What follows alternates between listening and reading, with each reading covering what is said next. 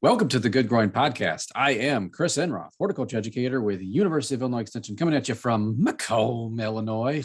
And we have got quite a show for you today, folks. It is our spooktacular Halloween show. And listeners, if you're listening and not watching, apologize, but we are dressed up. If you want to check that out, there is a link down below you can click on to just briefly catch a glimpse of what we look like right now.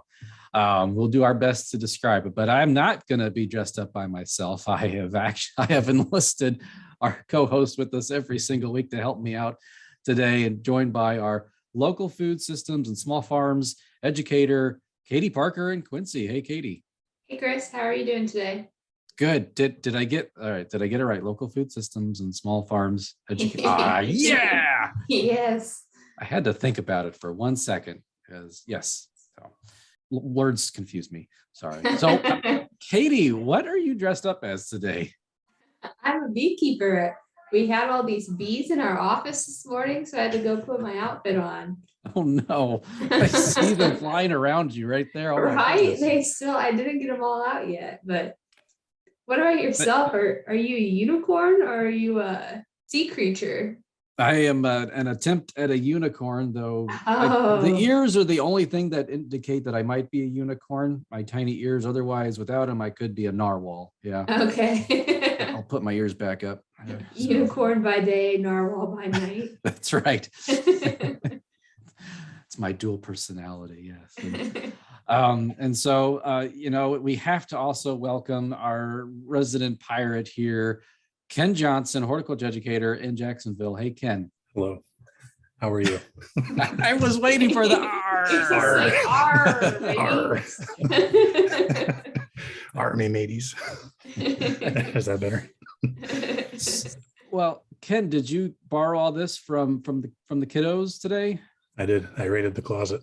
What's your pirate name, Ken? Redbeard? Redbeard. We'll go with Redbeard. Redbeard the pirate. The rest of the show, we must That's refer right. to Ken as Redbeard. Redbeard. All right, Redbeard. You pillage, you plunder, and then you also spend time observing the moths that do accompany the flames at night, because why not?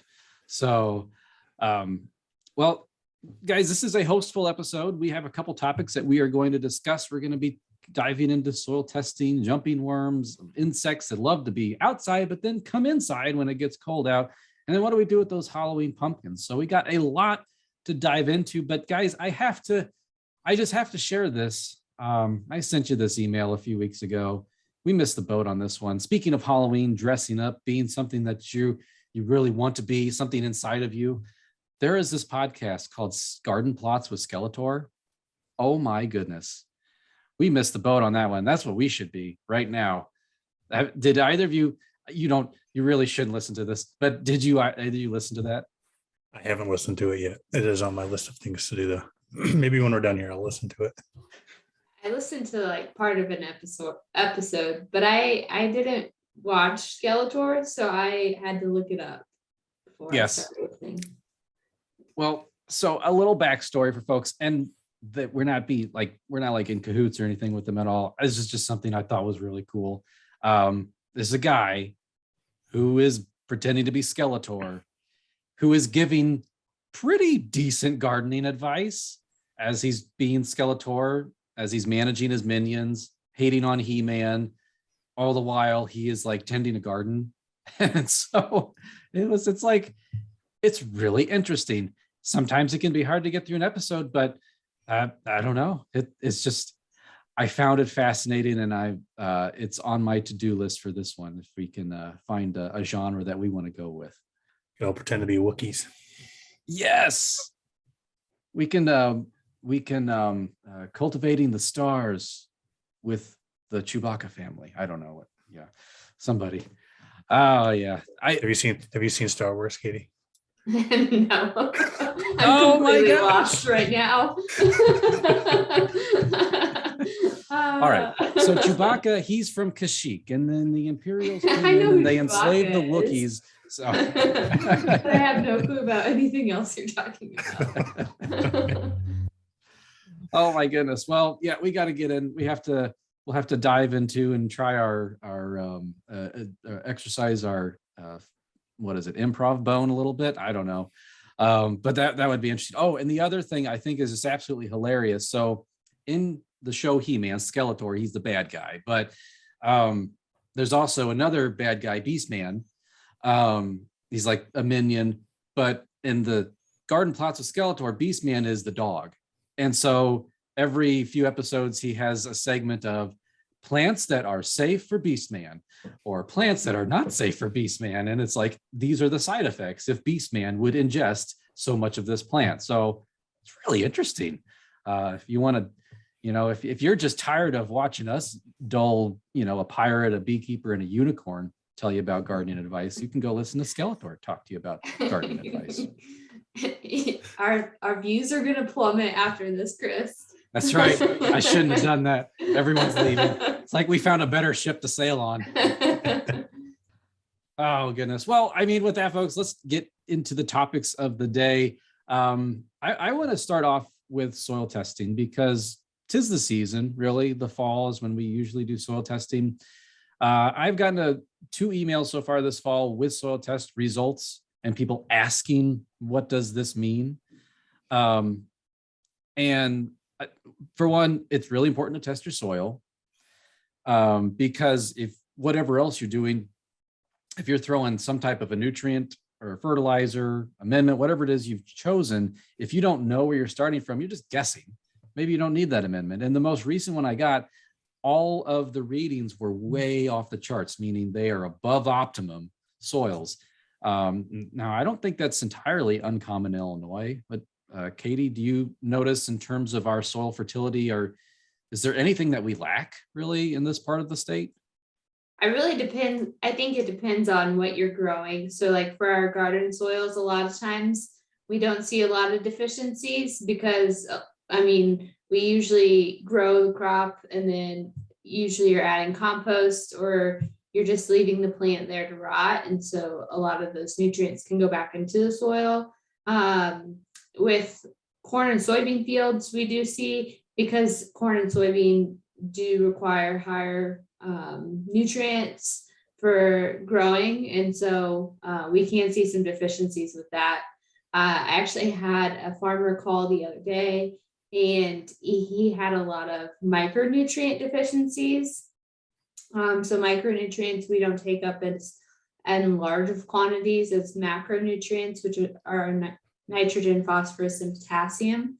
And some of that is because, like we always were taught in college, part of that is because we're no longer applying manure to our fields. A lot of times we can get some of those micronutrients from manure.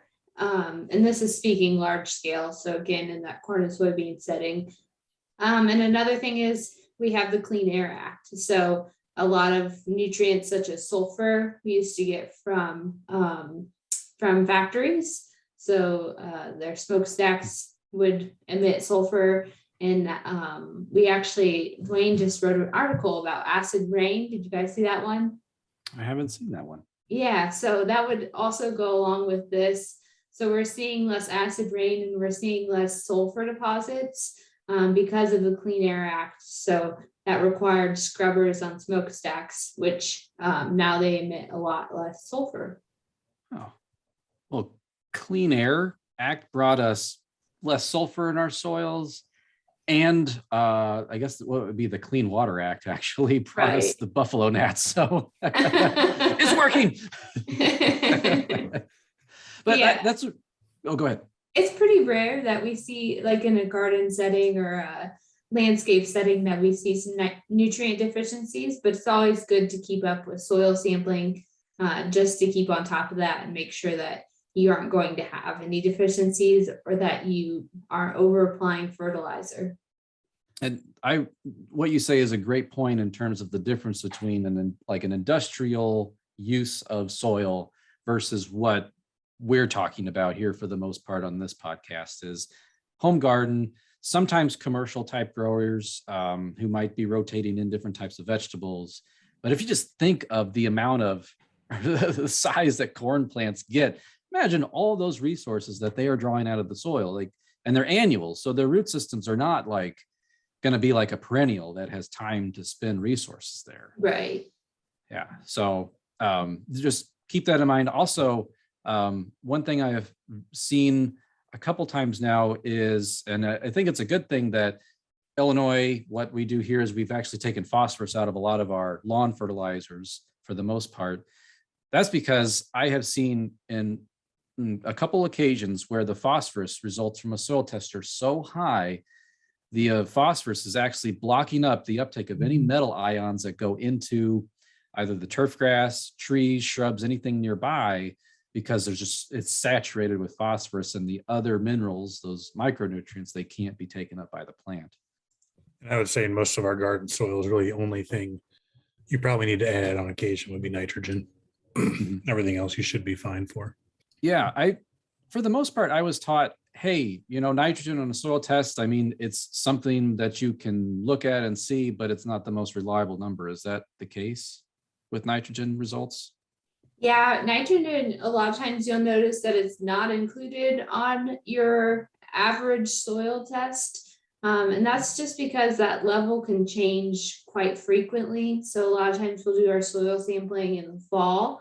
And so your level of nitrogen in the fall, because it's so mobile in the soil, it's going to be different than when you're planting in your garden in the spring. And so it's not a very reliable number to go off of. If you were curious to know how much nitrogen you have in your soil, you can do there's an Illinois state nitrogen test. And so that it's ISNT. So that's a good way of figuring out what you have for nitrogen in your soil. But I would take that sample earlier in close to when you're going to start growing. But it's really not probably necessary because it's going to change a lot throughout the growing season too, just based off of environmental factors. And if folks do have questions about their soil test results, they can reach out to their local extension office, at least speaking here in Illinois. One interesting tool that our colleague, Andrew Holsinger, he showed me. Andrew, where does he get these wonderful toys? I just don't know. But Michigan State University has a soil interpretation website where you can actually plug in your numbers, hit the calculate button, and it will generate, are your soil nutrient levels below optimum, above optimum, and it can even give a couple, basic recommendations. So we can leave a link below to that in the description. And I'll say Dwayne, friend, also has a video on how to interpret soil test results on the Illinois Extension YouTube page. We can put a link to that as well. Yes. He also has a nice video on how to soil sample as well. So if you don't know where to get started or how to conduct a soil sample, that's useful information as well. Sounds good. Yes. So we have lots of great resources. And one of those days, the magical unicorn here on the podcast will get his act together and get an actual soil test page up for Illinois Extension. We'll see if I have to use a lot of magic for that one. So, okay. So kind of moving on to a new topic here. For some of us here, we have what would we call it? Maybe a new invasive species in our neck of the woods. Ken, what's going on down in your area? It's all chaos and just going crazy down there. It is. Yep. So recently we had jumping worms show up in Jacksonville. So I got to cross that off the bucket list of adding a county to the map of invasive species. So we had somebody bring a sample in. So yeah, and it's not just Jacksonville or Morgan County. It's kind of statewide. I think it's 39, 40 counties now in the state they've been found from north to south. Yeah, something to look out for. Was the jumping worm still alive when they brought it in? Yeah, they brought a big old container of them, and I kept them, and I geez. had them alive at my house, just in a container. But the soil was a little moist. And I don't think my air holes were big enough, and it just stayed real soggy. And last I checked, there's a lot of mold growing in there, and it did not smell good. So that's the way to get rid of them is I do not have them store in- them in a container for a long period of time. They're still sitting in the house because I'm kind of afraid to throw them away. I need to like triple bag them and put them in the garbage. Yeah, you're like even throwing them in the freezer. You're just thinking, oh, the eggs though. The eggs they could find a way. Life Could find Yes. a way. Yeah. So when jumping worm was confirmed in McDonough County here this year also, you learn more about worms than you ever thought you would ever need to know about worms when that happens. So Ken, could you tell us, I guess, first off, do they know in terms of a vector, might they have arrived on their property, or, and then how could people prevent that from happening? So in this particular case, they were in the neighbor's yard and we had some rain and they were making their way across the driveway to this person's yard. So as far as, how they originally got in to the country, I'm not entirely sure, but I know they're commonly and still are sold as fish bait, because they do wiggle rather violently. So they're good fish bait. But the problem is when people are done fishing with them, they just dump them. Then they get introduced into areas that way. If you're sharing plant material and you've got jumping worms in your yard, like dividing plants and sharing those, you could be sharing the worms. If you're getting soil from somewhere bringing that in, there could be worms or eggs in there, potentially mulch. So there's a lot of different, like a lot of the other invasive species, humans are spreading it far and wide, whether intentionally or unintentionally, in the case of jumping worms. And then I guess other than jumping and slithering like a snake and being large and gross, what issues do they cause for us here in Illinois? Yeah, so when they're feeding in the soil, they'll feed on organic matter and they're quite voracious. So a lot of times they'll turn that soil and that kind of look like a consistency of coffee grounds. So they kind of mess up that soil structure. It doesn't hold water, nutrients as well, which can cause issues, cause erosion, stuff like that. I think the big concern is with forested areas because they are feeding on that organic matter. They're getting rid of all that leaf debris and stuff on the forest floor, which a lot of our native species have evolved with. They need that, and that that the forest floor becomes kind of barren, makes it difficult for a lot of our native species to survive. In home gardens situation, it's a concern, but it's not probably as big of a concern. Like Katie mentioned, we're adding organic matter, we're adding mulch, we're kind of replenishing that stuff. So I think a lot of times we can keep up with it. Listen with some of the stuff Chris Evans has done. He's kind of the go-to person for Illinois right now.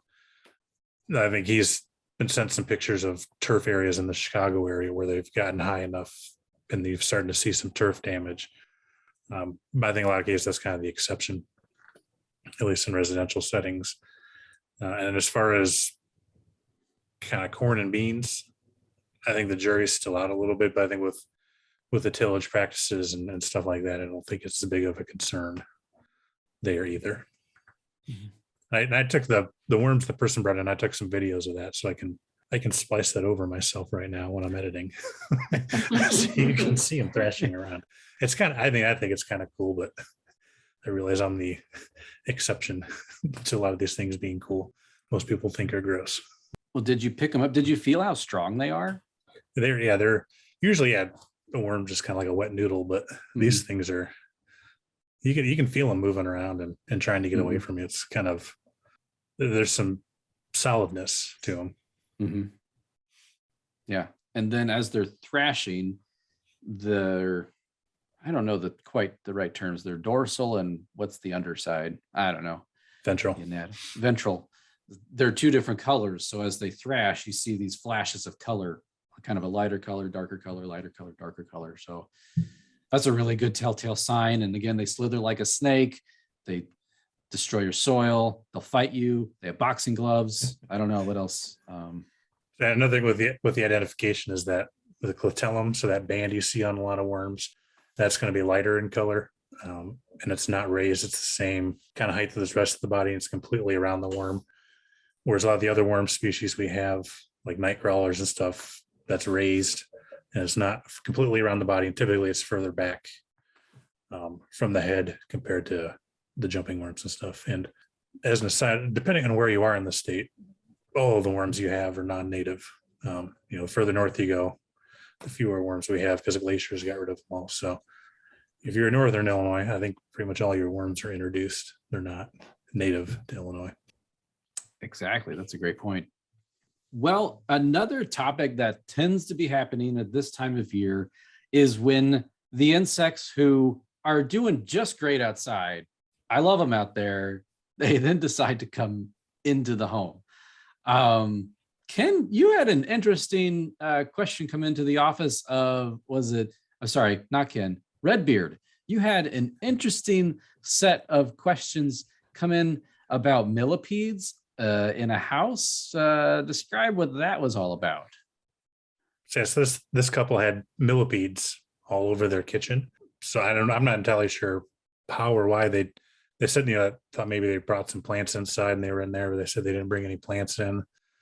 I would assume, the millipedes are looking for somewhere to overwinter. Maybe they've got their door sweeper, something's got some holes in it. They were able to make their way under, something like that, but they made their way in. I think they said they had dozens of them in the house. And well, pretty much anything that's coming into your house over the winter, it's not really a health hazard. They're more of a nuisance. And with millipedes, they're feeding on decaying organic matter, so they're not going to be feeding on your house or on you or your pets or your kids, anything like that. So that's kind of a, sweep them up, put them outside. If you're okay with touching them, pick them up. And since they're not insects, you could put down a barrier spray, perimeter spray on your house. But since they're not insects, some of those chemicals work better than others because they're not formulated to kill millipedes. They're formulated to kill insects. They can kind of complicate matters if you're going to use chemical, but you really don't need to. Just sweep them up, put them outside. Katie, has the brown marmorated stink bug made its way to you yet? Is it there at all? We trapped for them last year, so we know that we have them in Quincy, where I'm located in Ursa. It's only about 20 minutes north of Quincy. We don't have them. And then about 20 minutes north of us in about Warsaw, Illinois, they do have them. So currently where I live in Ursa, we don't have them. But I hear you have them, right, Chris? Oh yeah, they are thick in my area. Yeah. I open the door, our sliding patio door, and you just get rained on by the stink bugs that are trying to get into the house. But you live close to a wooded area, right? Yeah, our backyard is wooded, and then right next to it is a corn. It was corn this year, beans last year. So I mean, we both sides of the coin there, from the commercial ag to there's really CRP land, wooded and prairie. Yeah. Oh yeah, they are here. Yeah, with our trapping last year, we put it in areas where we had hoped that we wouldn't find any, and we didn't find any. So that was good that we still don't have them in those areas. But I would say it's only a matter of time before we do have them. Yep. Being that it's just the area is just surrounded by areas that do have them. So. Yep. I pick them up by the handful. I mean, and I was actually showing my wife this last night. Because no one in my house will touch them except me. I picked it up and I showed everyone, like, okay, here's its head. And I showed them their mouth part, the proboscis that's folded up underneath of it. Like, this is what it uses to eat. It can't hurt you. There's no stinger. And as I'm saying that, it stunk me. And and it's fine. It doesn't really wash off. It just sort of fades away. But yeah, I'll just pick them up by the handful and I'll smell horrible and I'll throw them outside. And then probably 20 minutes later, they find their way back in. Who knows? But you don't necessarily want to smash them. That's the one thing to avoid. Do they smell worse than ladybugs? What is it? Is it the male ladybugs that emit a stench? Which one is it? Is it? I'm not sure if it's both of them do it or who actually does it, but I think the stink bugs smell worse, but that's just me. I don't think I've ever smelled a stink bug. I can bring some to you if you want. Yeah. In grad school, we used to we had count soybean pods a lot, and so you're just like sitting under the canopy of soybeans, and the things you'd find, and I found stink bug eggs, and they're just really cool on a soybean leaf. Mm-hmm.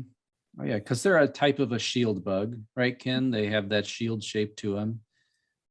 They have a lot of other pests related. And there to are them. some predatory stink bugs too, so there are some beneficial stink bugs. Just because you see one doesn't mean, well, if they're trying to come in your house, more than likely it's one you don't want. But Weren't brown marmorated like introduced because they thought they were going to be predatory? It was either brown or brown marmorated, I think, were introduced because they thought that they were gonna feed on something else. we have a native brown stink bug species. I thought brown marmorated was accidental, but I could be wrong I can't remember. Like the multicolored Asian lady beetle getting into your house Mhm. were purposely introduced because they feed on aphids typically in trees. So they were brought in to control aphids in orchards and stuff. And that kind of backfired. Yeah, they go to town on soybean aphids. Then the soybeans get harvested and here they come. But the good thing is neither of those reproduce in your house. They're just kind of hanging out till it warms up. That's right. Yeah. The stink bug, it can't hurt you. It just doesn't have that ability. It can make your hands smell bad. Ladybugs, I've only been bitten a couple times by a ladybug. They do bite, but it's not like it's not like your hand's gonna fall off. So yeah. And for both of them, if you're cleaning them up, I would not use your good vacuum cleaner to do that because they release that stink and it gets caught in that filter. And then every time you vacuum, you're gonna smell it. So either sweep them up or get a special vacuum. Get your bug vacuum. Are you speaking from experience, Ken? I just leave them. They don't bother me, but I have heard from other people that you get that stink kind of in your vacuum, and it's it's kind of like at Christmas if you have a live tree and you suck up all those needles every time you turn that on for a while, it smells like evergreen. Oh, I almost forgot. I found a queen yellow jacket in my house. So I might remind me how the life cycle works, Ken. The queens, they birth a new generation of queens to overwinter. Those queens leave to overwinter somewhere, and then they start a new nest next year. Is that right? Yeah, and a lot of times it's in like rotting logs and stuff. You can find them a lot of times. Yeah, they'll overwinter and they'll start a new colony. Yeah. In the spring, and they don't reuse their colonies from last year. So if you've got one in a certain part of your yard this year, I'm not going to say never, because I get myself in trouble doing that, but they typically do not reuse those nests. How can you tell she's the queen? She's a bit more pubescent and she's longer than the others, and her color's a little bit different. But she's definitely yellow jacket. And we have a nest in our backyard, and I flagged it. We were going to treat it, but it stung my 4-year-old once. That was probably not good, but we hadn't found it at that point. But they never bothered us after that. I flagged it. Everyone knew to stay away. So it was never a big deal. But I've noticed so we found the queen in the house the other day, and now the nest is fairly quiet. I did poke at it with a stick. They're still in there. They came out to see who was poking on their nest. But it's just something you have to be just cautious of, and one part of nature's beauty and a little bit of danger. Yeah, we've got one in our backyard. I think after we get a frost or two, I'm going to dig it up just to see what they look like. Get to it before the critters get to it. Yep. Well, so Ken, we get spiders, we get stink bugs, lady beetles. What is there a general recommendation that we say to folks to keep them out of your house? Is there anything that we can do? It kind of your typical seal all your cracks and crevices, make sure your door sweeps don't have holes in them or gaps at the bottom of your door.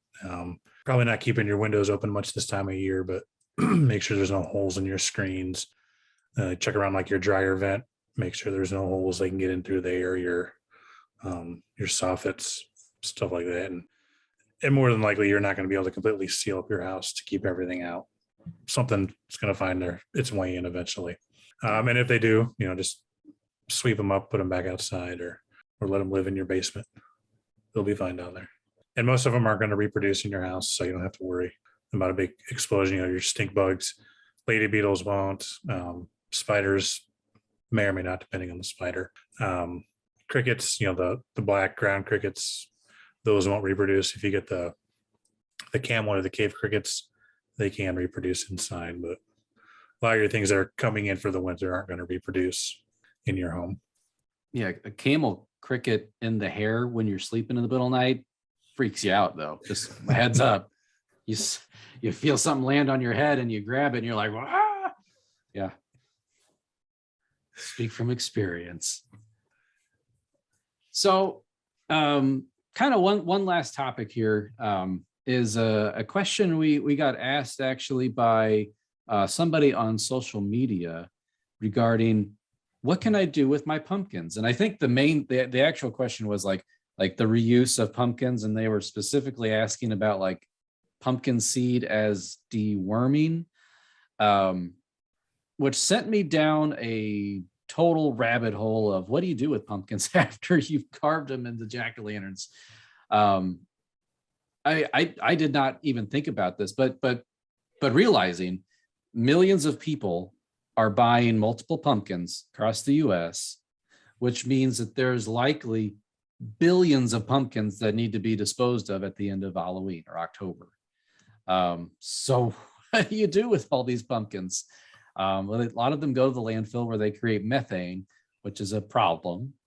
But to kind of answer the deworming question, I did look into it and checked with the vet sciences folks on campus, and it's not a dewormer. I mean, there's no, let's say the best scientific ways you can, there is no evidence to indicate that this at all has any type of deworming capabilities. It might support conventional deworming medicine, but it would not replace it. But Katie, what do you do with your pumpkins out in Ursa? Well, we like to save some of the seeds, and then we usually compost them. So the village of Ursa nicely has an area where you can take your yard waste, and so they'll gladly accept pumpkins there as well. So we take it to that compost facility, which is a good option of if you have a local compost facility or if you have your own compost bin at your house. That's a great place to go with them. Exactly. Yeah. That was kind of the number one thing that I found in looking around was composting your pumpkins. Like you said, you can do a municipal compost, backyard compost. University of Illinois Extension in Cook County, they are actually hosting 5 different pumpkin toss, pumpkin smashes. Pumpkin smash. That's what it is. Yeah. Where you bring your pumpkin. Some of them have like catapults. You can like catapult into the dumpster, or you can just toss them from your car, whatever you want.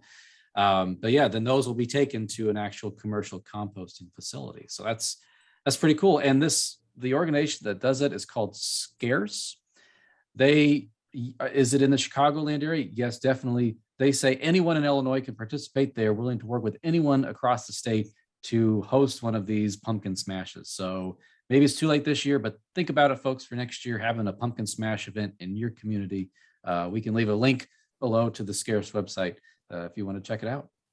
Yeah, and if you want to find, if you have a local pumpkin smash near you, I think you can visit that Scarce website too to see if there's a local place where you could take your pumpkin with the pumpkin smash.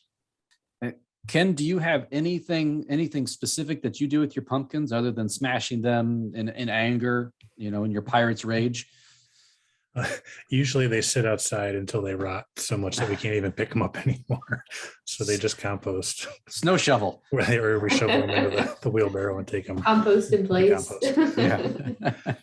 And we usually when we scoop them out, we save the seeds, but we roast them. We don't grow them or anything. So producer Wendy Ferguson mentions also using them as a wildlife food source. That's definitely something you can do, making sure you don't use like a bleach cleaner or something on them like that. Taking any of your decorative items, your candles, any of the wire stuff you might stick in there out. Heated pumpkins. Yeah. When I chatted with Emily Steele, who worked with folks on campus to get this information, she talked with some folks with the livestock veterinary group, mentioning how well should we be feeding these to livestock, and they really said avoid any type of like rotted pumpkins, anything like Ken Redbeard's pumpkins.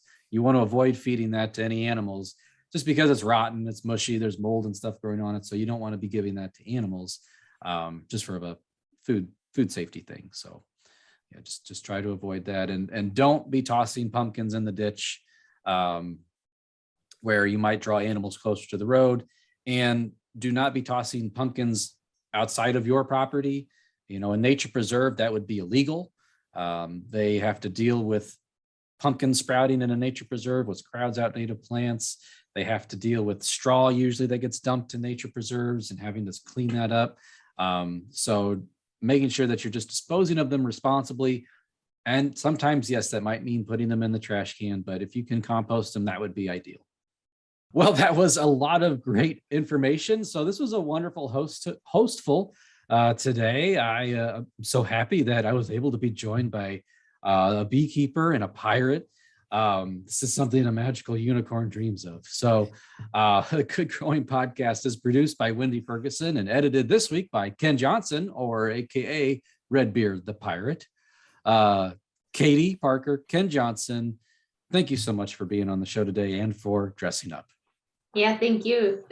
It's good to see you guys in a different manner today.